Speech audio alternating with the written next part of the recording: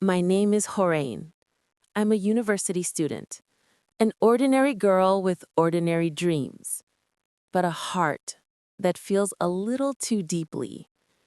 I always believed love isn't wrong, as long as your intention and way are right. Everything in my life was simple: classes, friends, laughter, routine. Until one day, he came, Ahmed. He carried himself with calmness and spoke with kindness. At first, it seemed like nothing special, but slowly, the silence in my heart began to break. The first feeling. One day, Ahmed said, "Hoorain, you're different.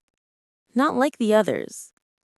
That moment was dangerous because sometimes a compliment is enough to crack the walls around your heart. I told myself it's just friendship, nothing more. But the heart, it runs faster than reason.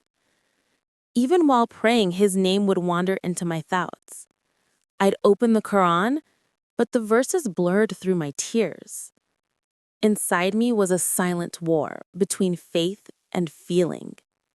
The second turning point, remembering Allah.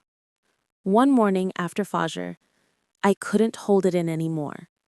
I cried and said, "Ya Allah, if this bond doesn't lead to what is halal, please remove this love from my heart."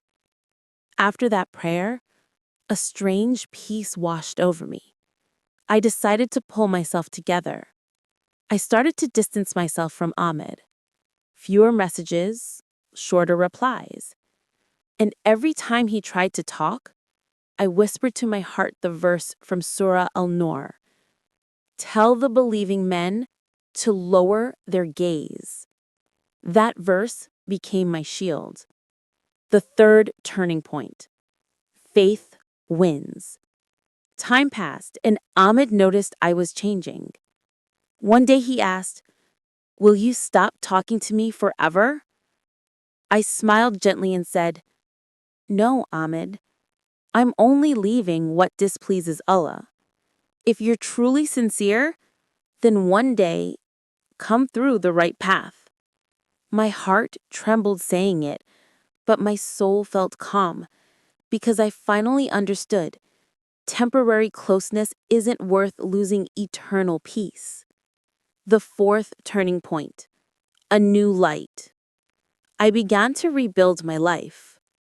I'd read Quran after Fajr, go to university, spend time with friends, but now with boundaries and modesty.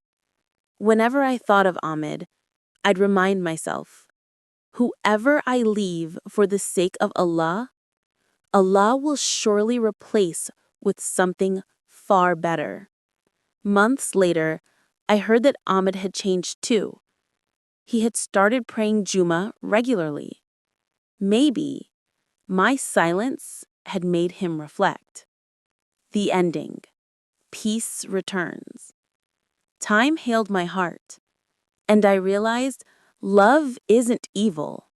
It's the misguided love, the uncontrolled love that quietly takes you away from Allah. Now I tell myself, when you love someone, entrust that love to Allah first. If they're truly meant for you, Allah will unite you in the purest way. And if not, He will give you someone far better. The lesson. Don't suppress your emotions. Just submit them to Allah's guidance. Modesty isn't weakness. It's strength. And love without Allah's approval always turns into a burden.